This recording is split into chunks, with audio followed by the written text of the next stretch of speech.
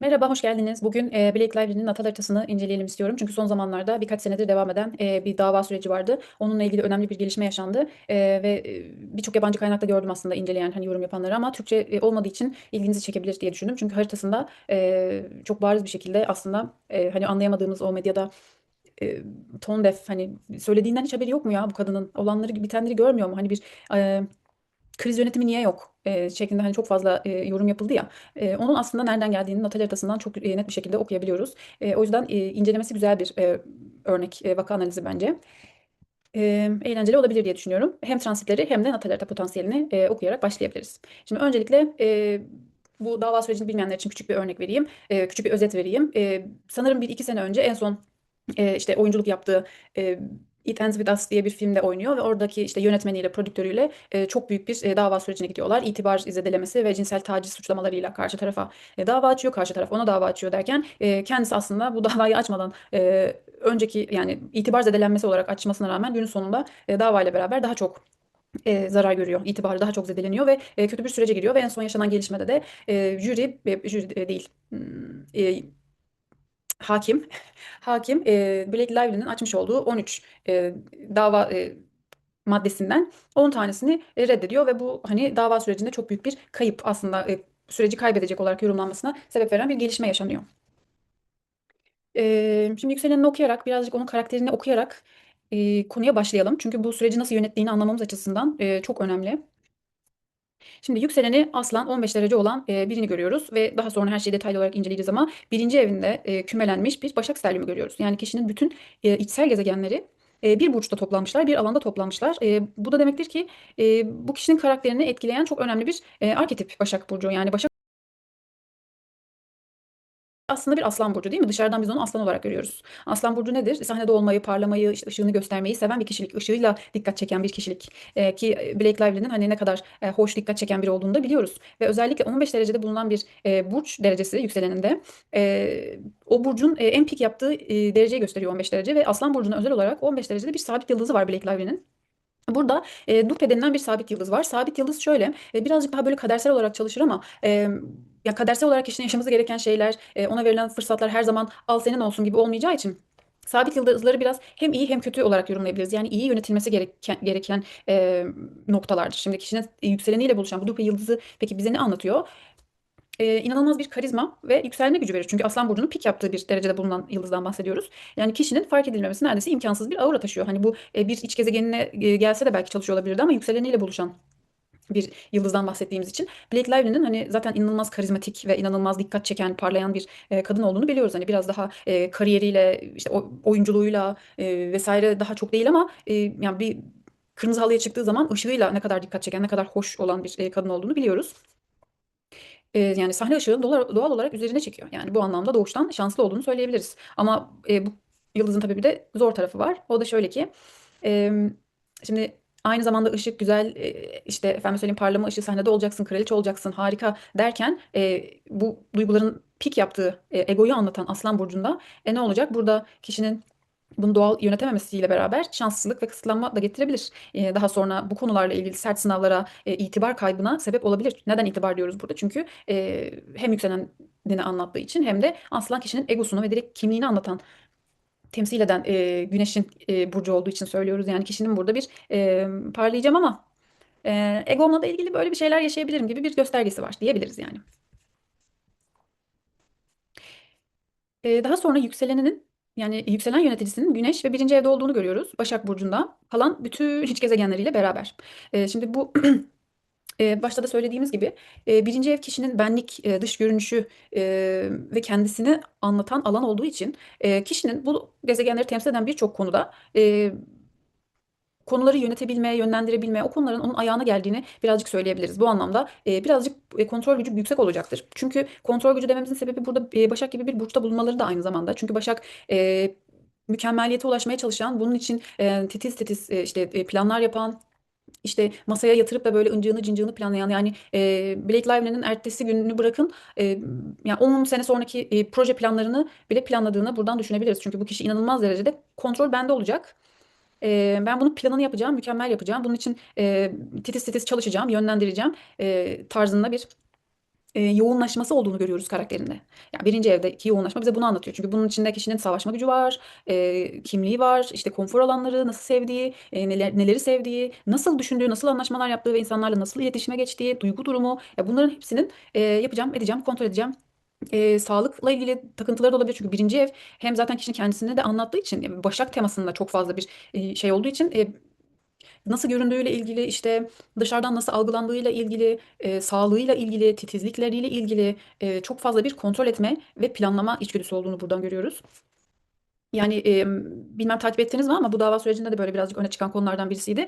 E, Aslında vücuduyla ilgili yaşadığı çok fazla özgüvensizlik ve onu kontrol etme ihtiyacından kaynaklanan birçok şey ortaya çıkmıştı. İşte spor hocasıyla işte doğumdan sonra hemen düzene girmeye çalışması, bunun bir takıntı olması aslında çok hoş bir kadın, yani hani hiç de kötü gözükmüyorken, kötü algılanmıyorken kendisinin öyle gördüğü için bedenine, görünüşüne, algılanmasına inanılmaz bir takıntı ve titizlik yaptığı için mesela orada beslediği böyle bir kriz noktası vardı. Hani kendisini yetersiz hissettiği ve beğenmediği için ve bu durumu kontrol etmek için yaşadığı bir takım krizler vardı. Yani buradaki stelyum direkt tetiklenmiş.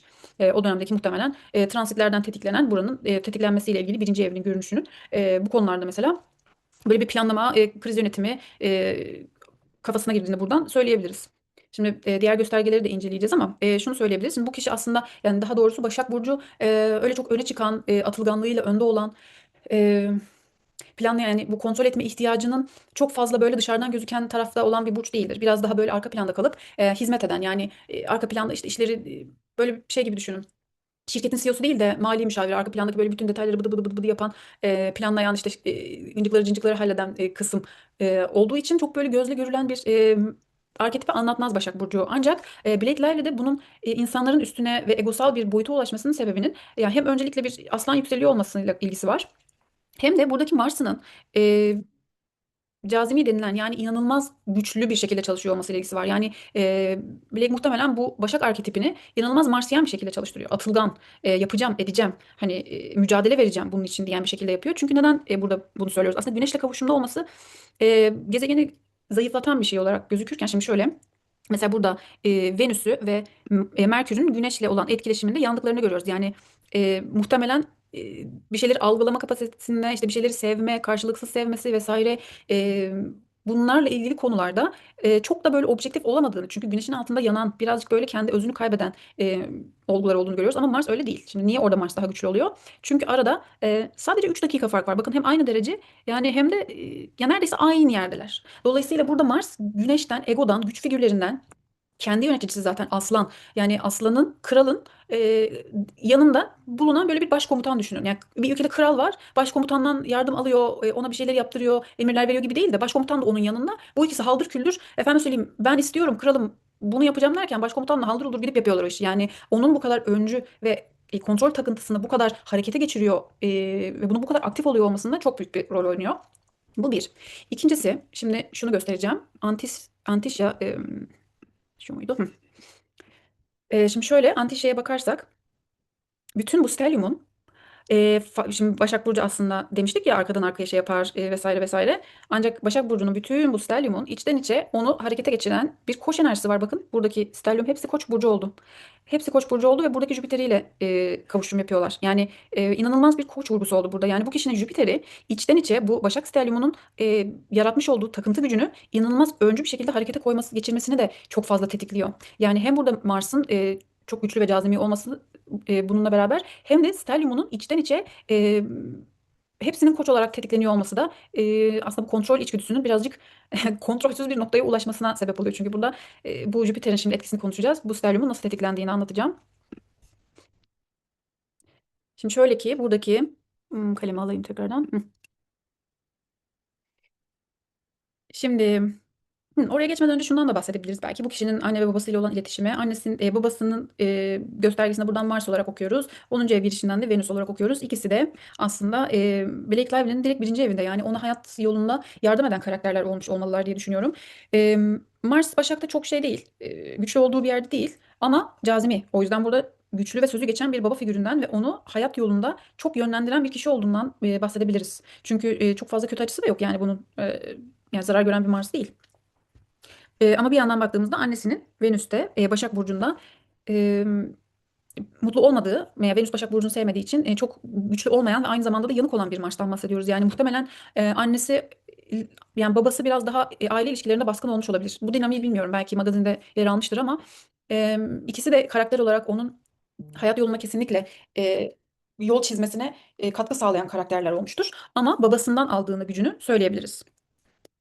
E, Zaten bakın dördüncü evin girişinde bir Plüto var. Yani burada ailesi tam IC noktasında ailesinde işte köklerinde, evinde, geleneklerinde babasını ilgilendiren konularda ya babasının çok hırslı birisi olduğunu düşünüyorum niyeyse.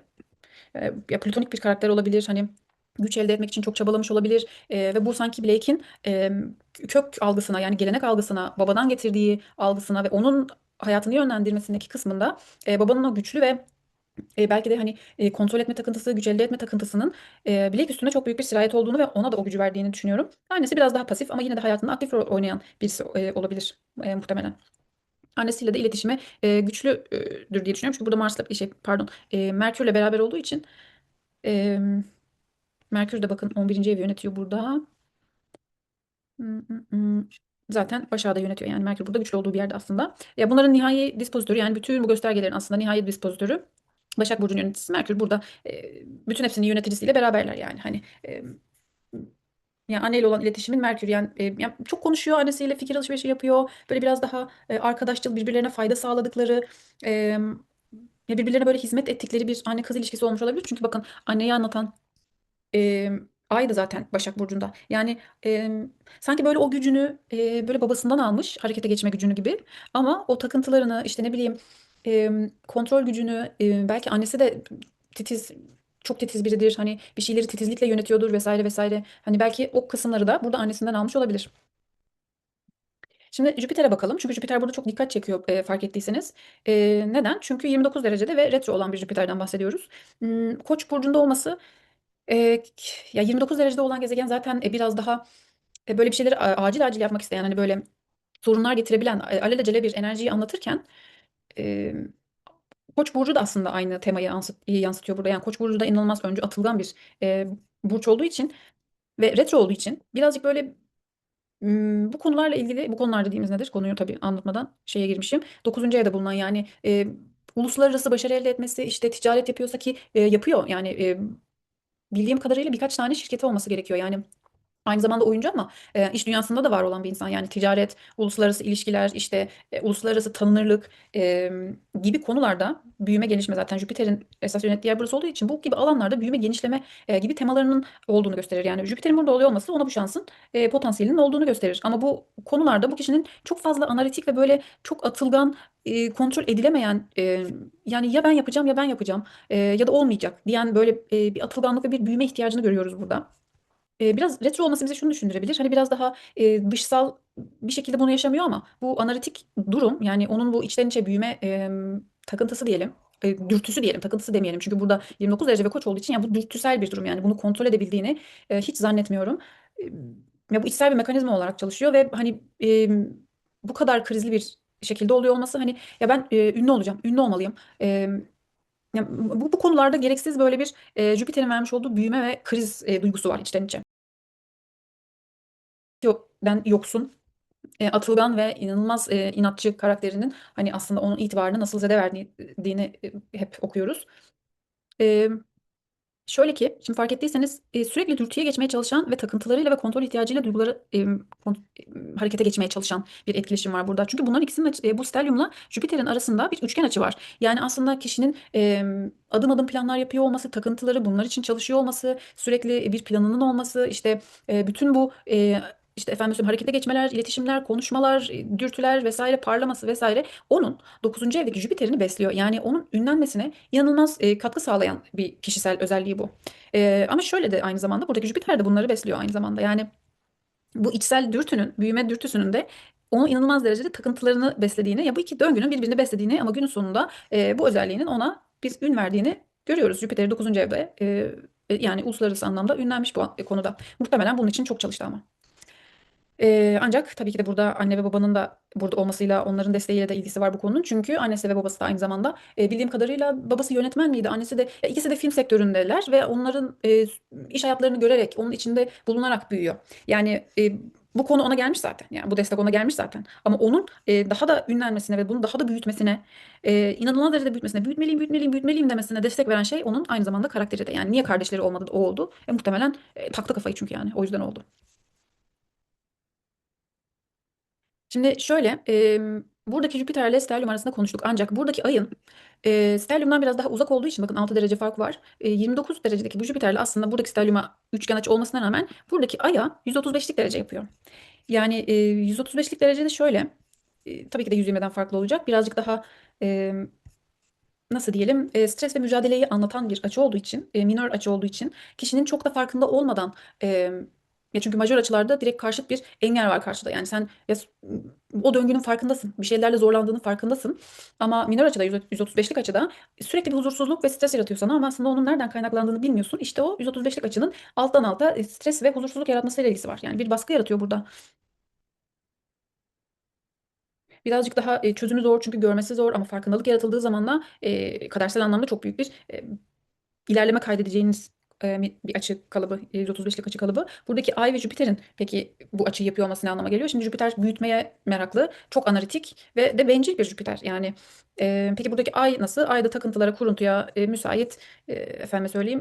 Zaten bakın Ay 12. evini yönetiyor. Yani bu kişinin bilinçaltından geliyor bu hal. Yani bunu yapmayı durduramıyor kesinlikle diye düşünüyorum.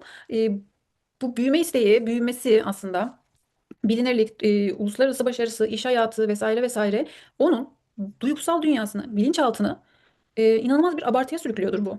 Yani onu huzursuz ediyordur içten içe. Ve bu içten içe huzursuz olmayla beraber muhtemelen daha da çok kuruntu yapıyordur ve burayı daha da çok besliyordur. Yani biraz sanki döngüye giriyor gibi burada. Bir içsel gerilim var. Yani belki duygusal hayatında tatmin olmakta zorlanıyor olabilir. Hani olayları gördüğünden daha büyük bir farklılığı algılıyor olabilir. Belki hani çok majör bir açı olmadığı için anneyi de anlattığı için belki annenin ona yanlış eğitim metotları ve bakış açılarını işte öğretmesi ya da onun anneyi o şekilde algılıyor olmasından kaynaklı deneyimlenen duygusal dersler olabilir. Yani bu anneyi nasıl gördüğü anne arketipinin ya da işte dediğim gibi hani anneden aldığı eğitimlerin vesaire onda yaratmış olduğu bu baskı buradaki şeyini tetikliyor. Büyüme arzusunu inanılmaz derecede tetikliyor. Şimdi bir de Satürn'e bakalım. Satürn'ü hiç konuşmadık. Satürn, Blake Lively'nin haritasında hem iş hayatını hem de partnerini anlatıyor. Ee, Yani bu kişinin partneriyle iş hayatının biraz böyle iç içe geçen özellikler barındırıyor olması, kişinin belki eşinin iş hayatıyla ilgisi olması gibi bir şekilde çok hani ilk okuma yapabiliriz. Satürn olması eşinin birazcık böyle kendisinden daha olgun biri olduğunu bize düşündürtebilir. Ki bildiğim kadarıyla sanırım bütün partnerleri kendisinden yaşça büyük. Ryan Reynolds da sanki böyle bir 10 küsur yaş büyüktü yanlış hatırlamıyorsam. Ama Satürn yay burcunda bakın. Yay burcunda olan gösterge şöyle olabilir. Yani yaşça büyük olabilir ama neşeli ve yani böyle pozitif, ona pozitif gelen, onu pozitif algıladığı bir eşi olabilir. Zaten bakın beşinci eve yerleşmiş. Yani partneri kişinin beşinci evinde. Onun yani bu kişinin sahnesinde, hayatı keyifle deneyimlediği yerde eşi. Eşini çok eğlenceli bir yere konumlandırmış. Yani hani eşi olacak kişiyi muhtemelen öyle görmek isteyecektir. Yani onunla bir aşk duygusu yaşamak isteyecektir. Daha böyle pragmatik bir yerden değil de gerçekten de böyle beraber eğlenebildiği, gülebildiği, Aslan burcunun o hani beşinci ev aslında aslan ya, o arketipini hani beraber kakariki yapabildikleri, kendi özel hayatlarında böyle e, özel hayatlarındaki böyle sahnede eğlenebildikleri, çocuk olabildikleri bir ilişki yapısı beklediğini düşünüyorum. Çünkü peki Satürn'ün yöneticisiyle olan ilişkisine bakalım. Yani bu kişi bunu konumlandırıyor ama bu nasıl gelişebilir süreçler? Şöyle dispozitörümüz ne yapıyor? Dispozitörümüz de yine Jüpiter, krizli bir Jüpiter ve birbirlerine 135'lik açı yapıyorlar. Yani biraz böyle sanki iki devin sürtüşmesi gibi. Yani eşinin hani bu huzursuzluk ve içten içe bilmediğimiz baskı ve stres yaratan süreçlerden bahsetmiştik ya. Aslında eşinin onun bu dokuzuncu evde yaşayacağı krizlerle ilgili yaşadığı baskılarla çok ilgisi var. Yani eşi baskı yapıyor diye değil ama eşinin de bu sürecin içinde yer alacağına ve bu alttan alta işleyen sürecin içinde ona baskı yapacağını aslında söyleyebiliriz. Onu içten içe huzursuz ettiğini söyleyebiliriz. Çünkü yani neden bu analitik bize sorun çıkaracak tepedeki Jüpiter'imizle hem de yöneticisi olan Jüpiter'le eşimizin bir kontağı olsun ki. Yani sıkıntılı bir açı yapıyor olmasını istemeyiz. Çünkü Jüpiter'imiz çok zaten sağ solu belli olmayan bir Jüpiter. Yani orada e, Satürn yani eşimizin bu konuyla ilgili herhangi bir huzursuzluk ve baskı teması içinde oluyor olmasını istemeyiz. Ama eşinin ona kişisel olarak büyümesinde çok büyük bir destek olacağını buradan görebiliyoruz. Çünkü direkt 14 derece 15 derece bakın yükselenine üçgen açı yapıyor. Yani muhtemelen eşi onu ileriye taşıyacak birisi olacaktır hayatında. Ki zaten de Ryan Reynolds öyle oldu. Ancak şuradaki Jüpiter'i tetiklemeseydi iyiydi. Şunu da söyleyebiliriz. Haritadaki ay fazına bakmadık, elementlere bakmadık aslında. Direkt okumaya geçtik ama şimdi bu kişinin biraz daha karakteristik mizacını, yapısını anlayabilmek için hem ay fazını hem de element dengesini de okumamız gerekiyor. Şimdi buradaki ay fark ettiyseniz yeni ay fazında ve bir şeyleri e, yani kendisini göstermeye, bir yer edinmeye çok yatkın olan bir yapısı var. Yani kimliğini ve onu nasıl yansıttığını öğrenmesiyle ilgili başkasının gözünden kendisini görmekte, yani burada bir empati temasından da bahsediyoruz. Bununla ilgili bir sıkıntısı olacaktır. Sübjektif, işte dürtüsel. Çünkü Koç burcunun temsil eder ya yeni ay fazı. Burada da bakın bir Koç burcu öne çıkıyor. Buradaki sterlium da zaten tetikleniyordu biliyorsunuz. Ve buradaki Jüpiter'e, buradaki analitik büyüme arzusu onun Antisya'da da üçgen açıyla da buradaki takıntılarını tetikliyor. Ay zaten yeni ay fazında burada da bir koç teması var. Atıl atıl atıl atıl kardeşim, parla kardeşim, burada aslan, öne çık kardeşim. Yani bu kişinin inanılmaz derecede takıntılarıyla ya böyle sanki atın arabanın şeyine kayış koç burcuna vermişler de böyle tık tık tık tık tık takıntılarını böyle yönlendiriyor gibi bir durum var yani. Ve yeni ay fazında olan koç teması olan bir harita olduğu için biraz da şöyle diyebiliriz. Yani hani sürekli bir atılım hali var ama bir şeyleri çok da köklendirmek gibi bir derdi olmayabilir. Toprak yoğunluğu olan bir harita bu arada. Hani topraktan bunu bekleriz. Bu kişinin para kazanmak isteyeceğini, işte oradan oraya gezmeyeceğini, işte kendisini böyle bir güvence altına almak isteyeceğini, maddi manevi. Yani böyle bir topraklanmak isteyecektir. Bu kişi yerleşmek isteyecektir.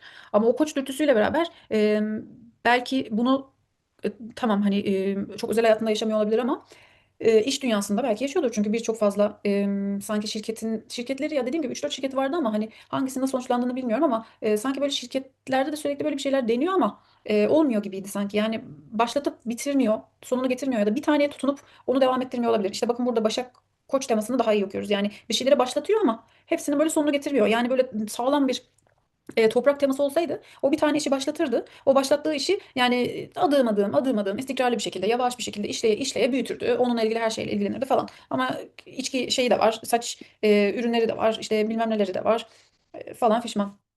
Bu arada Başak temasından ne kadar yemek yapmayı sevdiğini de aslında buradan da görebiliyoruz. Çok düşkün ya.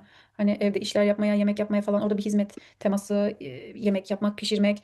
Çünkü duygusal olarak bu kişi aynı zamanda hizmet ederek birazcık sevdiklerine tabii ki de böyle beslenecek duygusal olarak. Yani o yemeği yapıyor olması hem ona iyi geliyor hem de hizmet ettiğini hissettiği için, etrafındaki insanlara yedirdiği için, arkadaşlarına bilmem nelerine, bakın Venüs de burada. Böyle de seviyor insanları yani. Hani ben sana bak cupcake yaptım, bak işte senin bir sorunla ilgilendim, işte senin sorununu bıdık bıdık ettim, şey yaptım, onu analiz ettim, onu çözdüm, onu planladım, senin için planlar yaptım, bak seni seviyorum, bak işte seni düşünüyorum, seni besliyorum. Ay yani böyle düşünüyor olsa gerek.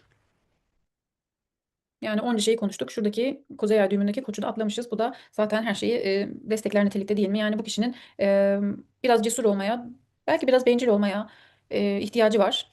Ancak biliyorsunuz ki Kuzey Ay düğümü, Güney Ay düğümü, hani Güney Ay düğümünü tamamen hayatından çıkar git gibi bir tema olmadığı için bu kişinin koç temalarını öğrenirken terazi temalarını, diplomasiyi, zarafeti, karşı tarafı düşünmeyi ve onun empatisini, rasyonelliğini unutmuyor olması gerekiyor. Sanki Blake Lively gelmiş buraya ve bu Jüpiter'in bu analitik halinden ya burası sanki sıfırlanmış. Güney ay düğümünü sanki sıfırlamış da Koç öyle deneyimliyormuş gibi birazcık. Ancak burada bir denge bulması gerektiğini söyleyebiliriz yani. Buradaki terazi temasını tamamen unuttuğu için bir dengesizlikten kaynaklandığı için de hayatında bir sorun yaşadığını düşünüyorum. Bu dürtülerinden ve takıntılarına yönettiği bu süreçten kaynaklanan karşı tarafı görme işi, diplomasiden ve şeyden uzak duruyor olmasından başına iş açıldı bence.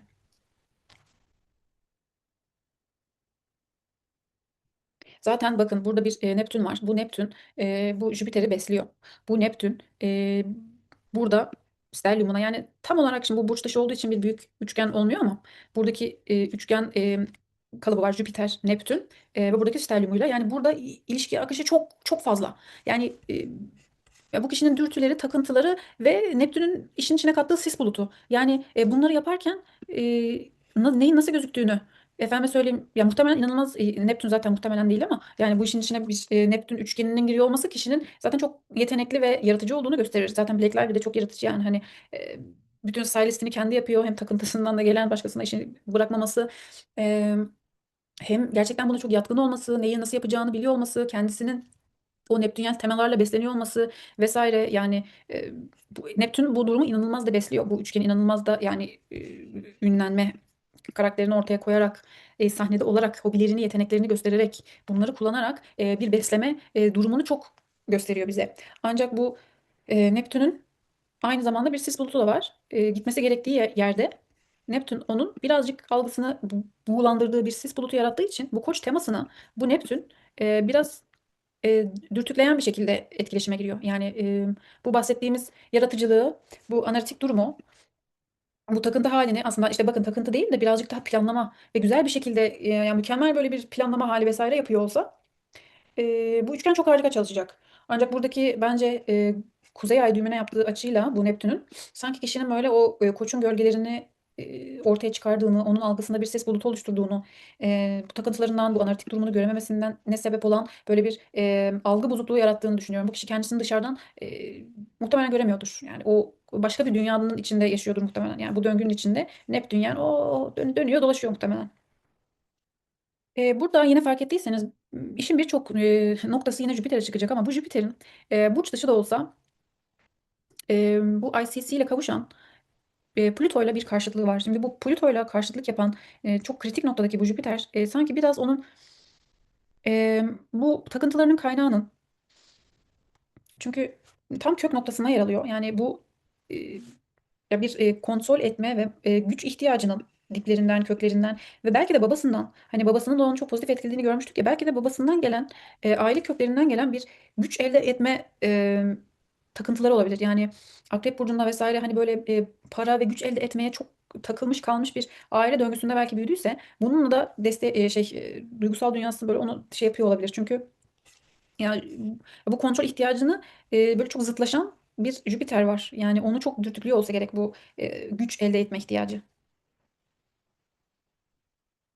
Güçlü insanlarla yan yana olmak isteyecektir bu kişi. Yani yani Jüpiter 9. evde, e, zaten bunun sonucunda da, hani bu takıntının karşılığında, sanki karşılığında demiyorum ama hani zıtlaşması sonucunda öyle bir yere işte transitlerle vesaire tetiklendiğinde olabilecek, yani burayı iyi yönetmezse karşısına çıkabilecek şeylerden birisi de aslında 9. evdeki Jüpiter'le beraber sanki böyle hukuksal mücadelelere de çok açık. Çünkü retro sıkıntı çıkarabilecek bir Jüpiter'den bahsediyoruz. Plüto karşıtlığı yapıyor. Yani güç elde etme takıntısından dolayı burada muazzam bir döngüye girmiş yine.